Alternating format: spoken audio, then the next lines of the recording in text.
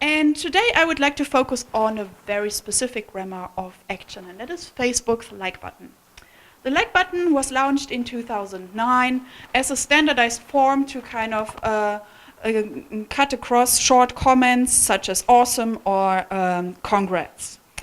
First of all, the feature was only available within the platform, but since 2010, Facebook made the like available for the external web. Since then, webmasters can integrate a variety of different social plugins to connect their sites to Facebook's social graph, including the external like button, but also other features such as share buttons, Facebook commenting, recommendation feeds from Facebook, but also news feeds. So Facebook like can on the one hand mean that you really kind of feel affectionate about the content posted.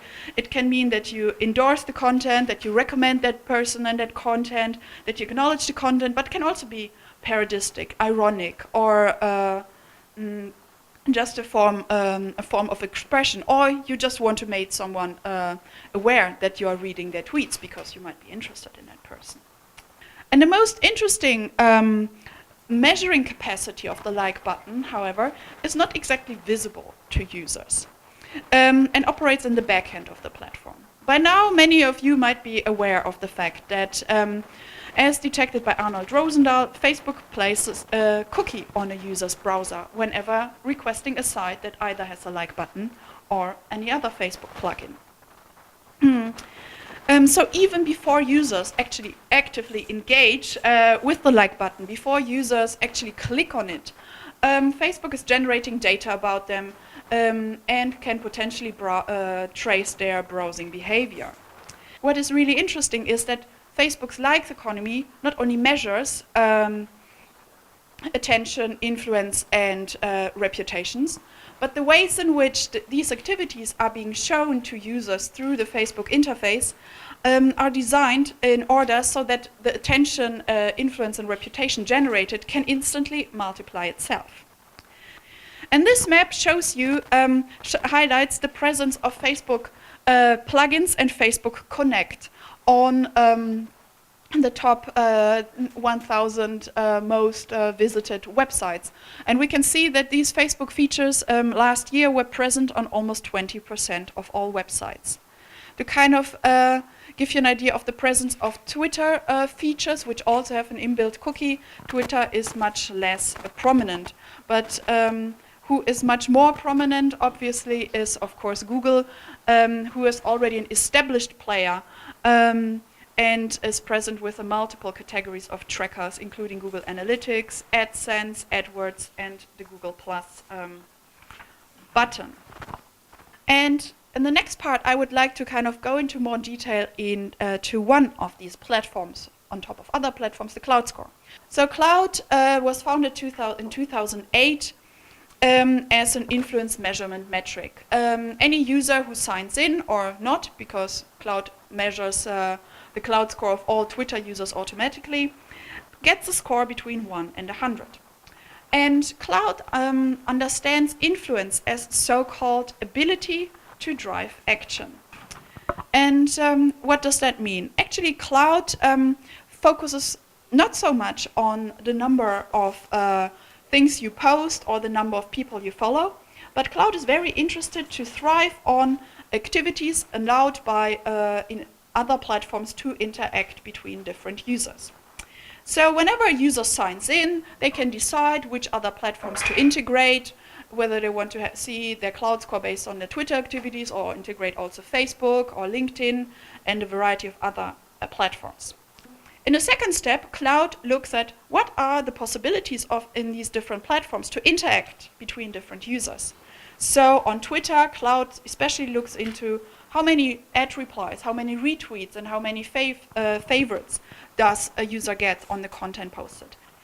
The resulting score is a number between 1 and 100. And this number is calculated in real time. It adjusts to user activities. And users are presented this number in such a way that they are alerted to the fact that, well, yeah, you might have a Klout Score of 60 right now, but it can change all the time if you stop posting content that people reply to. So the way the score is presented is that the interface draws a lot of attention to the fragility of the number. Klout shows the development of the number in the curve over time. It gives you the highest and the lowest score and alerts you if your score has changed systematically.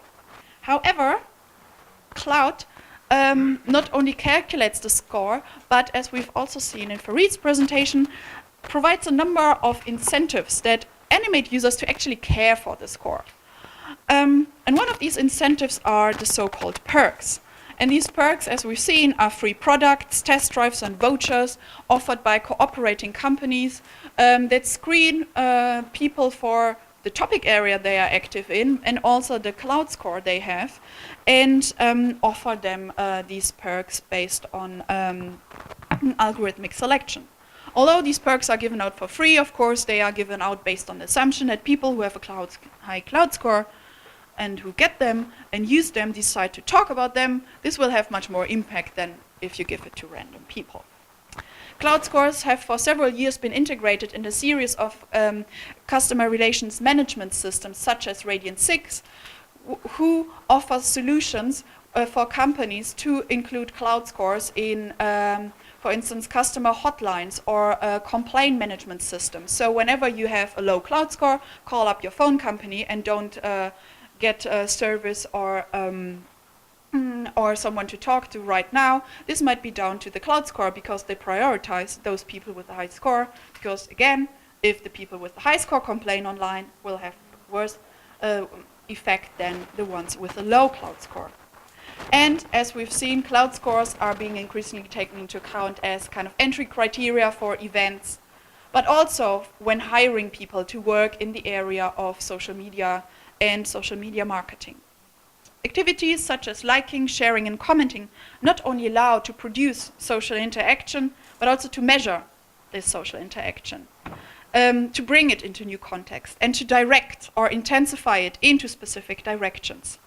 For instance, in order to boost your score. However, this flow of platform activity beyond platforms into new metrics, such as Klout score, has opened up avenues to kind of also co-monetize your activities, but also opens up the question, where else does the data travel to? Where else are users being made accountable for what they do in social media, which is not as transparent as in other cases? I would like to finish with the question of what kind of new questions of data accountability do the new reputation metrics ask us? Thank you.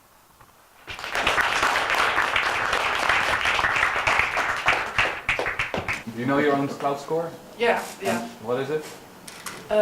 Is it privileged information or is it privileged information? Apparently not. No, you can look it up online. You can see everyone else's Klout score. So I think my Klout score is 52. So how many people here know their Klout score?